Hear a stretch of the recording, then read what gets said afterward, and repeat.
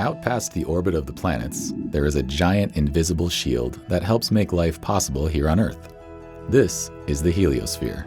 The heliosphere is our home in the universe. We wouldn't be here without it.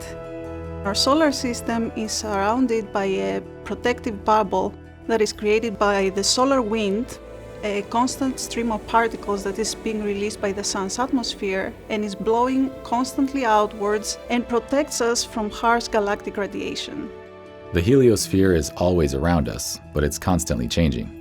That's because the sun's activity changes on a natural 11-year cycle, as well as with shorter-term variations.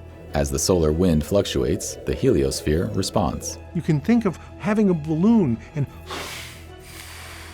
it actually expands when the sun's more active and there's more solar wind. And when the sun's quiet, it contracts. And that changes how damaging particles from the distant galaxy get into our solar system. At around 11 billion miles from Earth to its closest edge, the boundary of the heliosphere is hard to study. Despite its importance to life on Earth, only a couple of spacecraft have flown through its boundaries, and comprehensive measurements of the entire heliosphere are limited.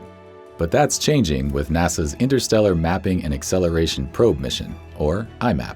As a modern-day celestial cartographer, IMAP will fill in the blank spots on the map of the heliosphere and help us understand the fundamental processes happening across our solar system. IMAP will chart everything from the particles coming out from the sun to the material coming in from interstellar space, allowing us to make measurements which are 30 times more sensitive and higher resolution than we're currently able to do, and give us a very fine picture of what's going on out there. IMAP is an amazing mission because it's got 10 instruments that measure energetic particles from low energy all the way up to high energy, things that are moving at close to the speed of light. The spacecraft will be stationed at Lagrange Point 1, or L1, a location approximately 1 million miles from Earth toward the Sun. From that vantage point, IMAP will study our heliosphere in 3 main ways.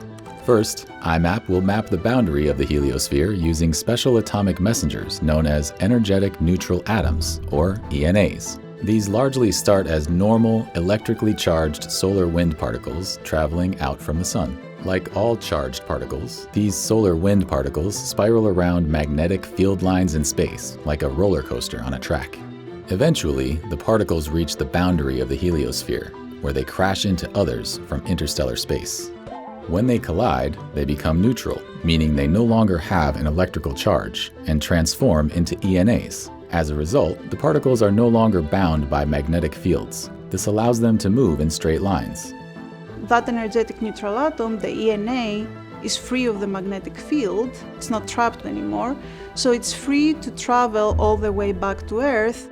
That's useful because you can actually trace back where they came from.